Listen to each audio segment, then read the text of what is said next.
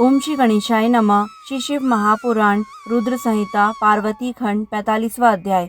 इस अध्याय में हम जानेंगे भगवान शिव का अपने परम सुंदर दिव्य रूप को प्रकट करना, मीना की प्रसन्नता और क्षमा प्रार्थना तथा पूर्वासिनी स्त्रियों का शिव के रूप का दर्शन करके जन्म और जीवन को सफल मानना।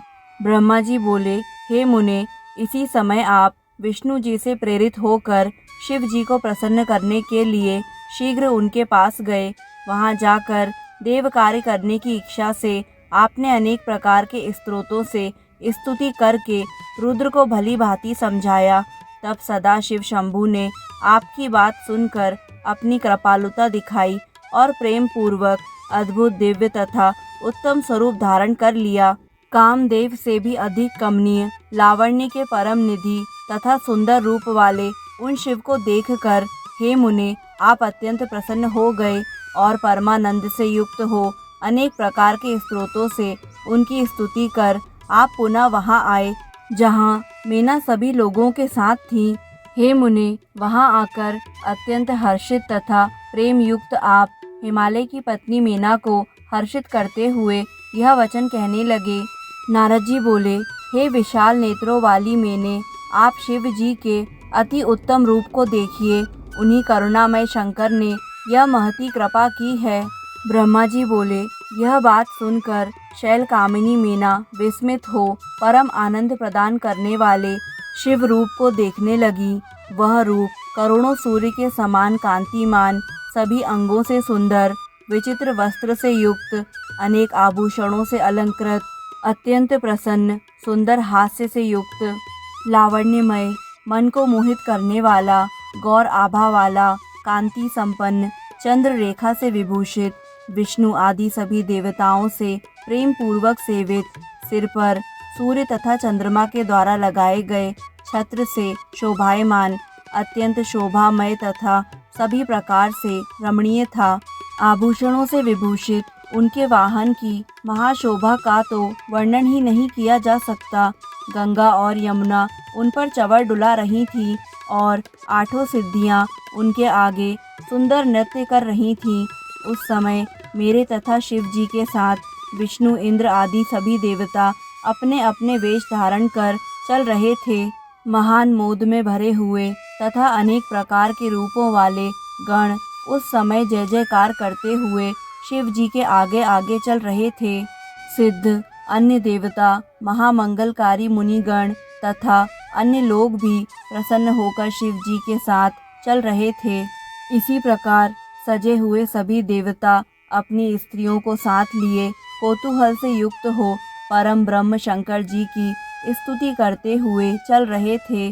समस्त अप्सराओं को साथ लिए हुए विश्वावसु आदि गंधर्व शिव जी के महान यश का गान करते हुए उनके आगे आगे चल रहे थे।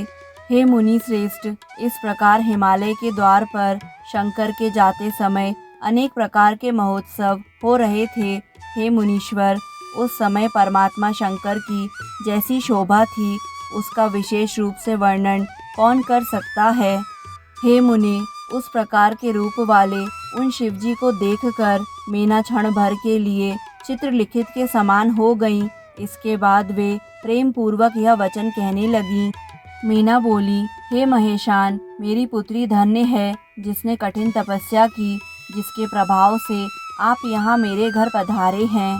हे शिवा स्वामिन, मैंने पहले जो घोर शिव निंदा की है उसे आप क्षमा कीजिए और अब परम प्रसन्न हो जाइए। ब्रह्मा जी बोले, शैल प्रिया मीना ने इस प्रकार कहकर चंद्रमौली की स्तुति कर अत्यंत लज्जित हो हाथ जोड़कर प्रणाम किया। उसी समय नगर की बहुत सी स्त्रियां अपना अपना सारा काम छोड़कर शिव दर्शन की इच्छा से वहां पहुंच गईं। स्नान करती हुई कोई स्त्री स्नान चूर्ण लिए लिए कुतूहल में भरकर गिरिजापति शंकर को देखने के लिए पहुंच गई। कोई स्त्री अपने स्वामी की सेवा छोड़कर हाथ में सुंदर चंवर लिए हुए अपनी सखी के साथ शंकर जी के दर्शन के लिए प्रेम पूर्वक पहुंच गई। कोई स्तनपान करते हुए अपने बालक को अतृप्त ही छोड़कर शिव जी के दर्शन की इच्छा से आदर पूर्वक वहां चली गई। कोई करधनी बांध रही थी उसे वैसे ही लिए पहुंच गई और कोई विपरीत वस्त्र धारण किए ही पहुंच गई। कोई स्त्री भोजन के लिए बैठे हुए अपने पति को छोड़कर प्रेम से पार्वती पति को देखने की तृष्णा लिए कुतूहल में भरकर वहां पहुंच गई। कोई स्त्री एक ही आंख में अंजन लगाकर एक हाथ में अंजन और दूसरे हाथ में शलाका लिए हुए हिमालय पुत्री के पति को देखने के लिए चल पड़ी। कोई स्त्री पैरों में महावर लगा ही रही थी कि बाजे का शब्द सुनकर वह उसे वहीं छोड़कर दर्शन के लिए दौड़ पड़ी। इस प्रकार स्त्रियां विविध कार्यों तथा निवास स्थान को छोड़कर पहुंच गईं। उस समय शिव का रूप देखकर वे मोहित हो गईं। तब शिव दर्शन से हर्षित हुई। वे प्रेम से विभोर हो उनकी मूर्ति हृदय में धारण कर परस्पर यह वचन कहने लगीं। पूर्वासिनियां बोली, हिमालयपुरी में रहने वालों के नेत्र सफल हो गए। जिसने इस स्वरूप को देखा आज उसका जन्म सफल हो गया। उसी का जन्म सफल है एवं उसी की क्रियाएं सफल हैं जिसने संपूर्ण पापों का नाश करने वाले साक्षात शिव का दर्शन किया। पार्वती ने सब कुछ सिद्ध कर लिया जो उसने शिव के लिए तप किया। यह पार्वती शिव को पति रूप में प्राप्त कर धन्य तथा कृत्य हो गई। यदि ब्रह्मा प्रसन्नता पूर्वक शिवा शिव की इस जोड़ी को न मिलाते तो उनका संपूर्ण श्रम व्यर्थ हो जाता। इन्होंने बहुत ठीक किया जो यहाँ उत्तम जोड़ी का संयोग करा दिया। इससे सभी के समस्त कार्यों की सार्थकता हो गई। बिना तपस्या के मनुष्यों को शिव जी का दर्शन दुर्लभ है। आज शिव जी के दर्शन से ही सभी लोग कृतार्थ हो गए। जिस प्रकार पूर्व समय में लक्ष्मी ने नारायण को पति रूप में प्राप्त किया था, उसी प्रकार ये पार्वती देवी भी शिव को प्राप्त कर सुशोभित हो गईं। जिस प्रकार सरस्वती ने ब्रह्मा को पति रूप में पाया था, वैसे ही पार्वती देवी शंकर को प्राप्त कर सुशोभित हो गईं।